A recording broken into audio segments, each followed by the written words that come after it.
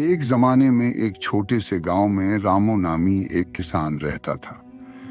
रामू मेहनती था, लेकिन उसके दिल में लालच ने घर कर रखा था।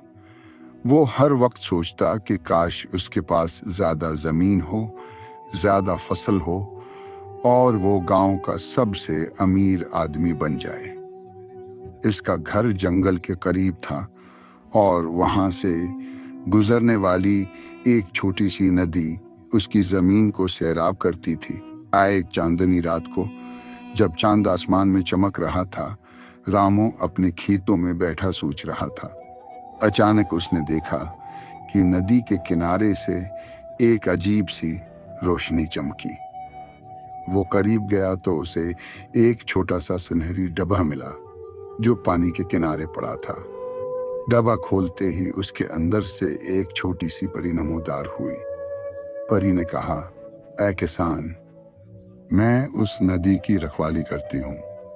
क्योंकि तूने मुझे पाया, मैं तुझे 3 ख्वाहिशें दूंगी, लेकिन याद रख, जो मांगेगा इसका नतीजा तेरी किस्मत में लिख दिया जाएगा। रामू के दिल में लालच जाग उठा। उसने फौरन कहा, मेरी पहली ख्वाहिश है कि मेरी जमीन गांव की सबसे बड़ी जमीन बन जाए।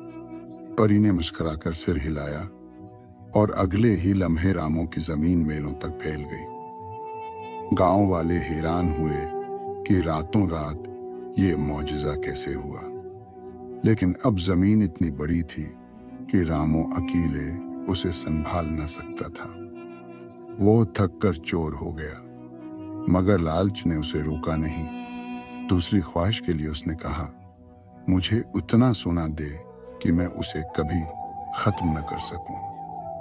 परी ने फिर सिर हिलाया और रामू के घर के सामने सोने के सिक्कों का एक पहाड़ बन गया। लेकिन जल्द ही चोरों ने उसे लौटना शुरू कर दिया और रामू रात दिन अपने खजाने की निगरानी में लग गया। उसे नींद न आती, न चैन मिलता। तीसरी ख्वाहिश मांगने से पहले रामू ने सोचा कि अब उसे कुछ ऐसा मांगना चाहिए जो उसकी परेशानियां खत्म करे। लेकिन लालच ने फिर उसे धोखा दिया। उसने कहा, मुझे इतनी ताकत दे कि कोई मुझसे मेरा माल न छीन सके। परी ने मुस्कुराते हुए कहा, ऐसा ही होगा। और अगले ही लम्हे रामू एक बड़े से पत्थर के मुजस्मे में बदल गया। वो अब इतना ताकतवर था कि कोई उसे हिला भी न सकता। लेकिन वो जिंदा न रहा कि अपनी दौलत या जमीन से लुत्फ उठा सके। चांदनी रात में वो हुआ मैं अड़ता रहा। पत्थर का मुजस्मा नदी के किनारे खड़ा रहा। गांव वालों ने उसे देखा और कहानियां बनाए कि ये लालच का इंजाम है।